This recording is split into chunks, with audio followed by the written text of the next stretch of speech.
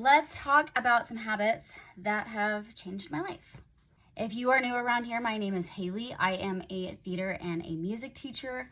Welcome to my little cozy corner of the internet where we practice all things self-love, self-care to make our lives more magical even when life doesn't feel very magical. Okay, so first we are gonna chat about therapy and then a great combination of medication and what that can do for a person. Let me just start off by saying, Wellbutrin, it's one hell of a drug, brother. It makes me feel like an actual functioning human being, and that combined with the cute other cocktail that I take, it's life-changing. Not only that, but that combined with a therapist. Therapists are so tricky. I was in therapy for many years and never really saw much of a difference. That was until I got a therapist who could actually theoretically be my friend if I was not her client. I feel deeply understood by her, and that in combination with some medication that actually balances out the chemicals in my mind.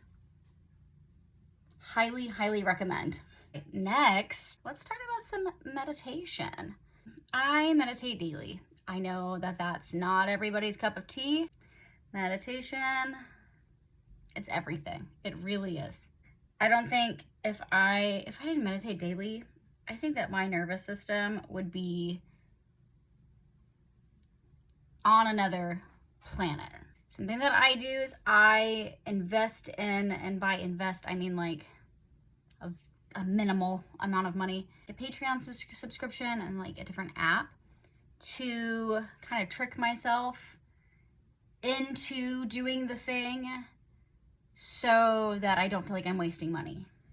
By meditating every single day, I have reinforced the art of learning who I am, if that makes any sense. And what I mean by that is I have learned how to sit and be comfortable / feel comfortable through the discomfort of just sitting alone with me and only me. That really has made like every aspect of my life exponentially better. It's really wild too, because I feel like through meditation, I feel like I was able to actually learn who I am, like to my core, like who Haley actually is.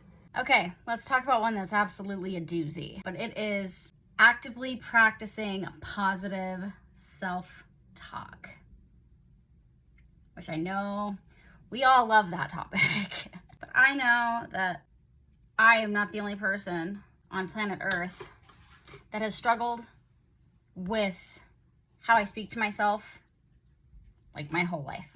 I try my absolute hardest to actively catch myself if I ever just mentally start letting my brain go and do its thing, doing its very disrespectful thing.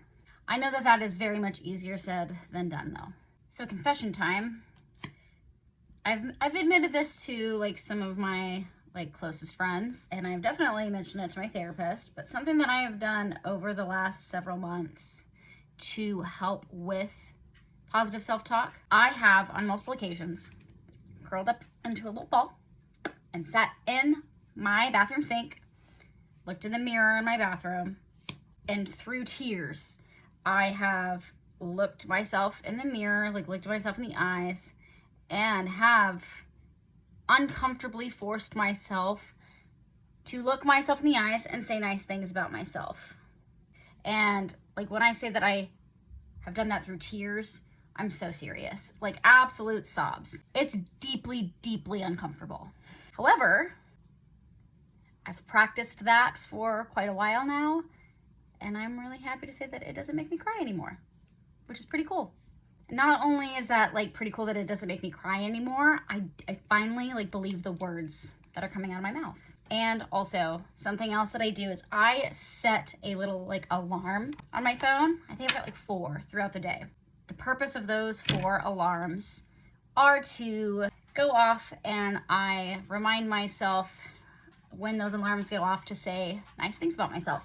I have one that goes off every Saturday when I'm teaching my Saturday class, which is a bunch of teenagers. It would go off every week. At one point, they all just asked me, like, what is that alarm for? Like, why don't you turn it off or something like that? And I confessed what the alarm was for. Now, I'm gonna cry.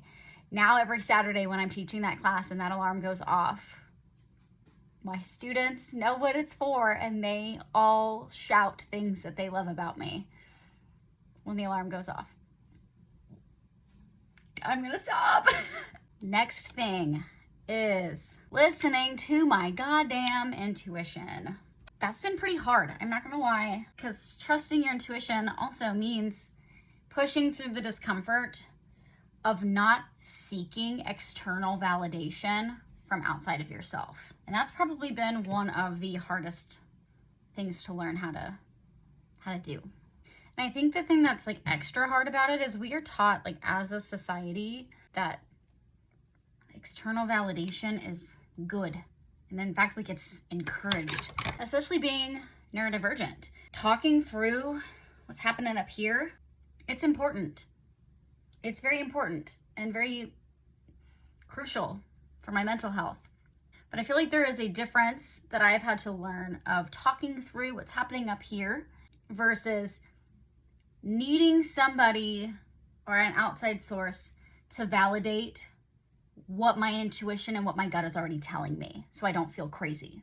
But at the end of the day, you know who you are, you know what you want, and you are the only one that can make that happen. Next, learning that no is a full sentence.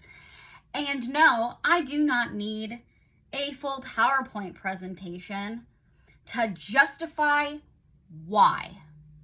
Again, it's that incessant need of external validation. If for any reason, I feel inclined to say no to something, I first try to understand the why behind why I'm saying no. Second, if it really is a no, that's what the answer really is. And if the answer really is a no, then sitting down and respecting the boundary that my mind and my body are clearly setting. A phrase that I still actively practice from my Lush days is, if it is not a hell yes, it is a hell no.